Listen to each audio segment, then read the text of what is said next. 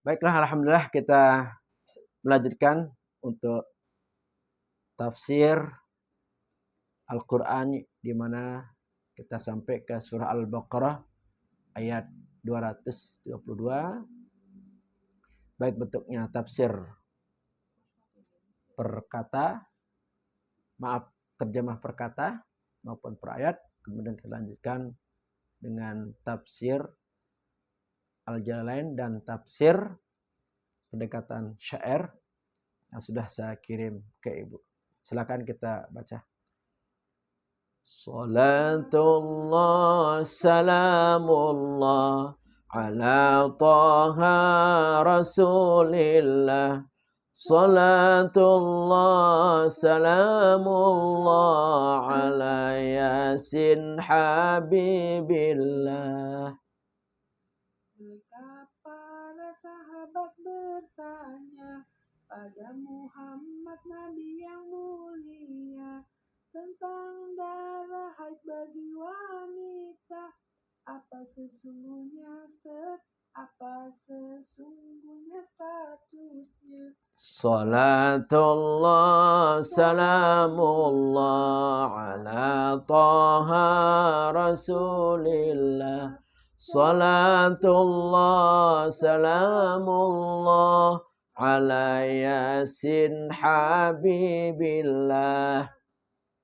Para sahabat mempertanyakan status dari darah haid yang sudah menjadi langganan ya setiap bulan. Bagaimana dalam status hukum Islam. Karena ternyata di era Madinah ada orang-orang Yahudi dari kalangan Bani Israel yang memang sudah lama tinggal di situ. Ketika istri-istri mereka kedatangan haid atau datang bulan, ya mereka menjauhi istrinya, nggak mau bareng. Bahkan menjauhi makanannya, minumannya nggak mau, Bu. Karena memang dianggap darah haid itu adalah darah kotor. Sampai dipisah tempat tinggalnya, Bu ya. Nggak mau tidur bareng, nggak mau bersama. Nah, itu gimana dalam Islam apa seperti itu, gitu kan? Ketika perempuan atau istri-istri mereka kedatangan haid atau datang bulan, apa seperti itu? Atau ada penjelasan-penjelasan yang menurut agama Islam yang versi baru, Bu ya, seperti apa? Nah, begitu.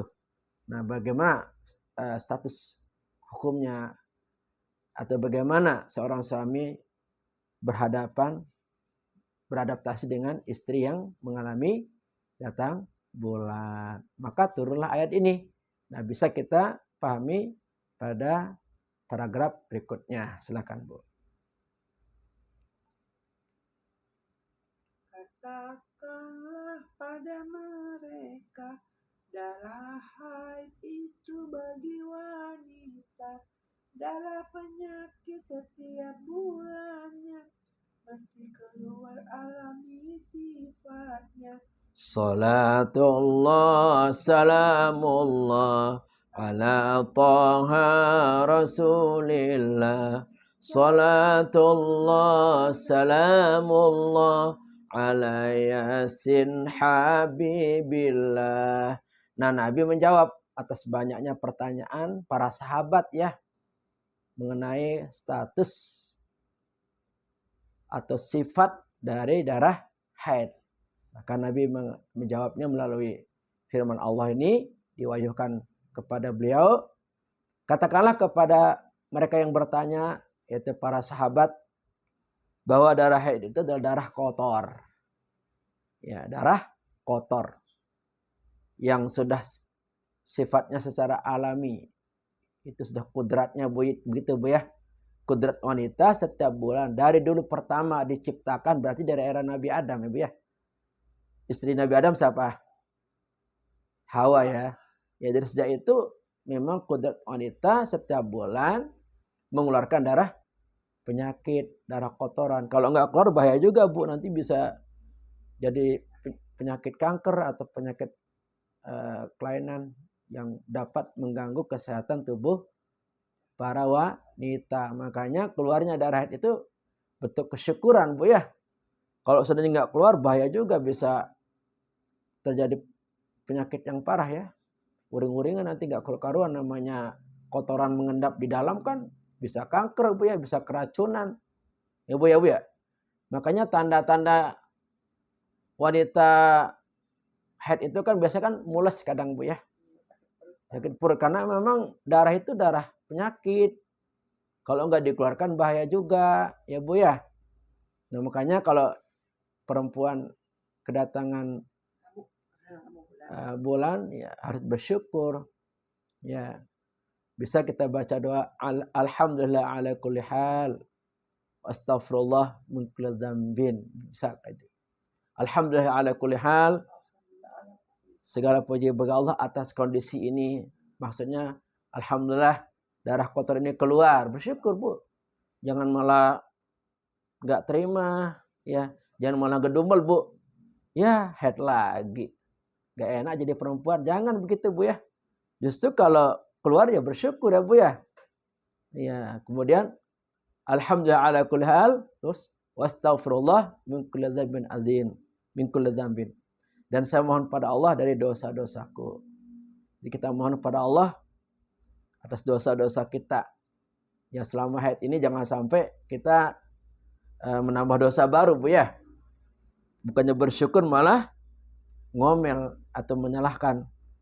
Ya, ini capek jadi perempuan ya, setiap bulan darah lagi ya, Bu ya. Jangan begitu, Bu ya. Justru adanya keluarnya darah haid itu untuk menyelamatkan si perempuan. Kan sekarang udah zaman canggih, Bu ya. Pakai apa, Bu? Itu, ya. Apa namanya, Bu? Ya, yang es itu. Sampai sok pengaman kan. Oh zaman dulu nggak ada pakai itu, Bu. Begitu keluar ya udah pakaiannya pada langsung kelihatan darahnya kemana-mana. Zaman dulu kan belum ada. Sekarang, Bu ya, pakai anduk bisa, iya. Dan itu tidak sesimpel sekarang kan. Sekarang benar-benar menyerap ya. Ya gitu, Bu ya. Tapi itu untuk sekali pakai, Bu ya. Jangan dipakai lagi, bahaya, karena itu banyak kuman-kuman. Iya. Berbagai macam kuman yang keluar dari darah yang tergolong darah haid setiap bulan. Jadi secara alami itu memang sudah kodrat kewanitaan mesti keluar. Kalau nggak keluar malah harus dicek ke dokter, Bu. Kenapa ini udah berbulan-bulan nggak keluar nih? Jangan-jangan kenapa ya? Nanti biasa dikasih resep dokter supaya bisa mengeluarkan darah haid yang sifatnya memang harus keluar setiap bulan. Lanjut, Bu. Berikutnya.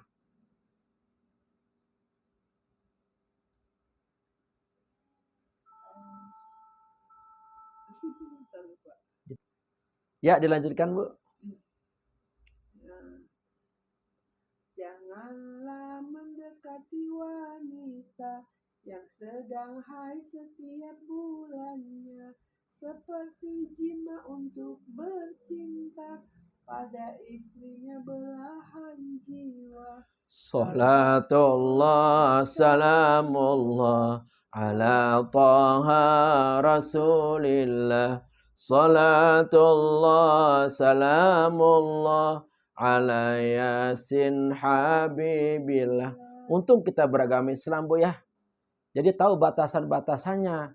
Coba kalau kita nggak beragama Islam, istri lagi haid, mengeluarkan darah kotor, main tancap aja, ya Bu ya. Jangan. Istri kita kalau lagi datang bulan itu sedang mengeluarkan darah kotor. Apa tega kamu berhubungan badan, istrimu lagi kotor. Nanti takutnya bisa berdampak kepada gangguan kesehatan, atau mungkin nanti janin yang akan diproses takutnya mengalami kelainan, bisa cacat dan sebagainya, Bu ya, karena memang tercampur dengan kotoran darah itu, ya Bu ya. Jadi Quran ini bahasanya halus banget, Bu. Jangan deketi. Maksudnya jangan berhubungan badan. Ya Bu ya, halus banget nih bahasanya. Jangan deketi. Maksudnya jangan berdekatan untuk melakukan jima. Kepada siapa? Istri sendiri tentunya. Ya, kepada istri sendiri aja nggak boleh, Bu. Lagi halangan ya, apalagi kayak istri tetangga, tambah nggak boleh lagi ya, Bu ya. Soalnya banyak yang kebablasan nih, Bu, karena yang namanya nafsu, Bu ya. Satu, yang kedua nggak tahu hukum juga, nggak pernah ngaji, kebelet katanya, nggak sabaran tuh suaminya, main hajar aja. Padahal kan nggak boleh, Bu ya. Nggak boleh, namanya istri dirayu-dirayu ya bisa dikasihan ya kan. Daripada nanti kenapa-kenapa kata suaminya. Ya, istri juga karena nggak tahu agama, bukannya menolak, ya malah ya menyerah aja tuh ya. Ya jangan, Bu ya. Kita udah ngerti agama, harus bisa menghindar dari berbuat jima atau bersetubuh. Pokoknya jangan main-main di wilayah itu antara pusat dan dengkul. Itu kan wilayah sensitif ya. Kalau dari pusar ke atas boleh, ya menikmati, ya saling menikmati boleh, ya. Dan dari dengkul ke bawah juga boleh. Yang nggak boleh itu, Bu, antara dengkul dan pusar. Kalau bagian atas boleh, tapi awas jangan sampai kebablasan. Tapi kalau seandainya khawatir nggak bisa nahan, mending nggak usah deh. Nggak usah nyerempet ke arah itu ya, Bu ya. Ya udah ngomong yang biasa aja ya. Melakukan aktivitas lain yang bisa menghindarkan. Kan nggak lama kok, Bu. Paling seminggu. Ya nggak lama kok, sabarlah. Sabar. Jangan itu jadi alasan malah selingkuh. Ya, biasa dikasih katanya. Nyari ke tempat lain. Ya jangan, Bu ya. Namanya perempuan kan mau aja, apalagi dikasih duit. Siapa yang sih nggak mau ya, Bu ya. Ya banyak juga tuh perempuan nggak beres ya. Ya karena duitnya yang dilihat. Ya, Bu ya. Nah itu. Jadi ini dijelaskan dalam Al-Quran, ketika istri-istri kita mengalami haid atau datang bulan, jangan deketi, maksudnya jangan berhubungan badan. Karena saat itu sedang lampu merah. Off. Ya, Bu ya. Ya, perbodan jangan. Harus bisa menahan diri. Menahan nafsu. Harus sabar ya. Kita juga nanti ada saatnya kan, Bu. Biasanya, Bu, kalau sudah lama menahan ya, semingguan kan sama-sama menahan ya. Biasa kalau udah suci istri kita itu lebih nikmat lagi. Ibarat kita lapar, Bu ya. Lapar pas makan, aduh nikmat banget ya. Tapi kita udah kenyang, makan lagi udah nggak nikmat, udah penuh. Sama nih kita berhubungan badan. Terus nggak lama berhubungan lagi nggak enak. Jadi kalau ada jaraknya, Bu ya. Beda berasnya, Bu ya. Karena lebih menahan, persiapannya juga lebih maksimal, tenaga juga lebih baru rasanya. Itu biasanya setelah halangan itu lebih nikmat. Kita yang sudah berkeluarga ya, yang sudah bisa merasakan, Bu ya, dengan istri atau suami sendiri. Jadi jangan nekat, Bu ya. Udah tahu istrinya halangan, nekat. Jangan sampai, Bu ya, sabar menunggu. Insya Allah nanti juga akan selesai juga. Tapi ingat setelah istri kita mandi, ya, iya baru boleh beribadah. Itu namanya ibadah khusus, Bu ya. Yang nggak boleh orang tahu. Yang menikmati adalah suami istri yang sudah sah dan halal. Jadi ada ibadah khusus, Bu, dalam kamar. Ya, ibadah paling enak kali itu, Bu ya. Ibadah berdua untuk apa? Dalam rangka mencurahkan rasa cinta dan sayang kepada suami istri, memenuhi apa? Kebutuhan biologis atau kebutuhan batin yang harus butuh. Gak boleh diremehkan itu. Apalagi ketika suami udah capek, lelah, atau mungkin pengen hiburan ya, Bu ya. Dan istrinya ya sedapat mungkin istri juga mengerti. Ya udah seminggu 2 minggu nggak pulang umpama ya. Ya karena kesibukan di luar ya. Istri juga harus apa, Bu? Bisa memaklumi kebutuhan suami. Jangan ditolak, kasihan nanti kemana tuh, Bu? Akan mencari pelampiasan. Takutnya nggak bisa nahan. Akhirnya apa? Mencari cara yang haram melalui perselingkuhan yang banyak terjadi di mana-mana. Na'udzubillahi min dzalik. Lanjut, Bu, berikutnya. Ya, masih.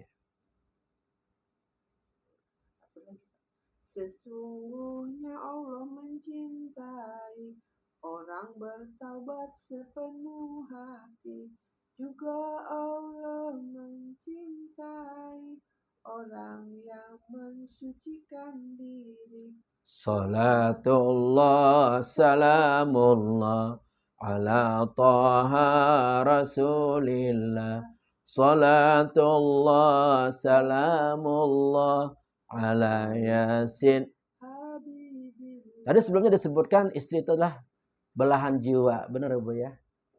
Tanpa suami, tanpa istri rasanya kok nggak lengkap ya. Masya Allah Bu ya. Kita kalau udah sama suami, sama istri kok nyaman ya.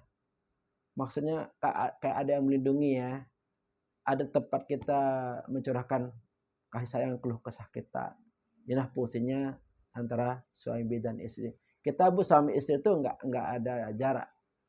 Walaupun kita sama orang tua atau sama saudara dekat, tapi tidak sedekat suami atau istri. Ada saja yang kita sembunyikan. Ya, walaupun itu orang tua kita atau saudara kita. Tapi kalau suami istri nggak boleh kita menyembunyikan apapun Bu ya. Jadi diibaratkan apa Bu?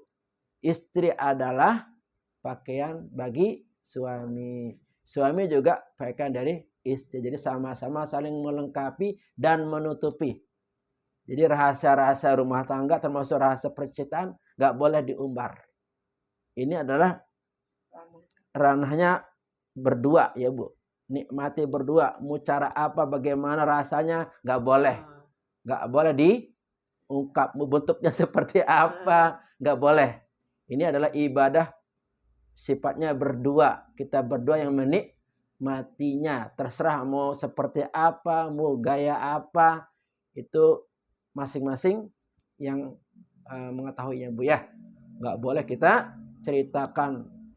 Apalagi yang kita ceritakan keburukannya. Kekurangan kan ada saja Bu. Payah suami saya mah. Kalau bercinta nggak beres. Nggak boleh Bu ya. Jadi takut jadi fitnah. Namanya orang cerita kan suka nambah-nambahin. Emang tuh suami itu nggak beres tuh kan. Iya, nanti akhirnya macam-macam ceritanya, beritanya. Jadi nggak enak Bu ya. Jadi ada yang kita rasakan khususnya urusan ranjang. Kalau zaman sekarang nggak Bu, di infotainment itu. Sampai urusan ranjang pun dipublikasikan. Akhirnya apa? Jadi makin meluas itu permasalahannya. Makin pelik, makin berat ya Bu ya. Jadi jangan mengumbar rahasia-rahasia rumah tangga. Kalau mau yang umum-umum aja Bu. Kalau bisa kita bercerita kepada keluarga yang enak-enak aja Bu. Jangan yang nggak enak diceritakan. Takut apa Bu? Mereka juga jadi pikiran. Yang nggak enak kita diskusikan berdua. Yang enak kita sampaikan kepada orang tua atau keluarga kita. Supaya apa Bu? Supaya tidak menular. Hal-hal yang buruk kan takut menular dan membuat orang pusing. Karena namanya masalah keluarga ini kan 1001 masalah Bu ya. Masalahnya ada saja. Ini kalau kita mau bongkar, waduh, nggak cukup seharian kalau Bu ya. Orang kan kita bertahun-tahun, puluhan tahun bersama pasangan hidup kita. Kita sendiri yang tahu kelemahan dan kekurangan pasangan hidup kita. Jangan sampai diumbar dan dibongkar. Bahaya Bu ya. Nanti orang akan bercerita macam-macam, bisa jadi salah persepsi. Karena kita sendiri yang membukanya. Jadi rumah tangga kita jangan dibuka, jangan diumbar. Kekurangan-kekurangan kita, mari kita tutup. Mari kita bicarakan sesama suami istri bagaimana penyelesaiannya. Kalau bisa jangan melibatkan siapapun. Selesaikan masalah kita berdua. Jangan melibatkan siapapun. Karena kalau udah orang ketiga, keempat tahu, jadi makin meluas Bu. Jadi gibah, jadi fitnah. Kan itu yang terjadi yang selama ini kita melihat. Mak-mak tuh Bu kalau udah kumpul kadang keceplosan ngomongin suaminya, kekurangan suaminya. Akhirnya apa Bu? Ketika suaminya tahu kan tersinggung. Bahkan bisa marah. Na'udzubillahi min dzalik. Insyaallah Bu, semoga kita nih antara suami istri bisa memegang rahasia-rahasia dalam rumah tangga kita. Sehingga rumah tangga kita apa Bu? Terpelihara dari keburukan demi keburukan. Nah, dilanjutkan Bu. Allah menerima taubat. Allah mencintai, menyukai orang yang bertaubat dan mensucikan diri. Mungkin ada yang kebablasan Bu. Ketika istrinya haid, dia berhubungan badan. Itu salah. Tobatlah. Ya, jangan diulang lagi maksudnya, Bu. Kalau seandainya ada yang kebablasan, Bu, ya Allah menerima taubat kita, tapi jangan diulangi. Udah tahu istrinya halangan, kok masih aja begitu. Dan Allah juga menyukai orang yang mensucikan diri, mensucikan badan kita, mensucikan pikiran kita, mensucikan apa lagi, Bu? Hati kita, ruh kita. Allah itu sangat suka kepada yang bersih-bersih. Ya. Jadi bertobat dari dosa-dosa, baik dosa kita karena tadi telah melampaui batas, tidak mengikuti aturan ketentuan ini, atau dosa-dosa yang lain, Allah juga maha mencintai dan menyukai. Dan Allah suka kepada orang suci yang bersih. Suci badannya, suci pakaiannya, suci tempat tinggalnya. Allah tuh maha menyukai kesucian diri kita. Tapi sebaliknya, setan sangat menyukai hidup yang kotor, hati yang kotor, jiwa yang kotor, rumah yang kotor, pakaian yang kotor. Makanya setan senang banget kalau ada rumah-rumah kotor, Bu. Ya, mereka akan datang bersama kita. Itu akan membuat apa? Rumah kita menjadi tidak nyaman karena ada keterlibatan setan disebabkan apa? Rumah tersebut tidak bersih dan tidak suci. Juga mungkin orang omongannya, pikirannya pun tidak suci, tidak bersih. Akhirnya setan membersamai kita dalam rumah tangga. Na'udzubillahi min. Kalau bisa yang membersamai kita apa? Allah, para malaikat di rumah kita. Sehingga rumah kita bercahaya dengan cahaya ilahi, cahaya para malaikat yang selalu bersama kita dan mendoakan kita. Sehingga rumah tangga itu bahannya apa, Bu? Adem, ya, nyaman. Dalam apa, Bu? Sakinah, mawadah, warahmah. Habis, Bu, ya. Alhamdulillah, kita bersyukur. Mari kita akhiri, semoga sedikit pemahaman ini bisa mencerahkan jiwa kita dan menambah ilmu kita untuk kita jadikan sebagai pedoman dalam menata kehidupan kita menuju hidup yang lebih islami.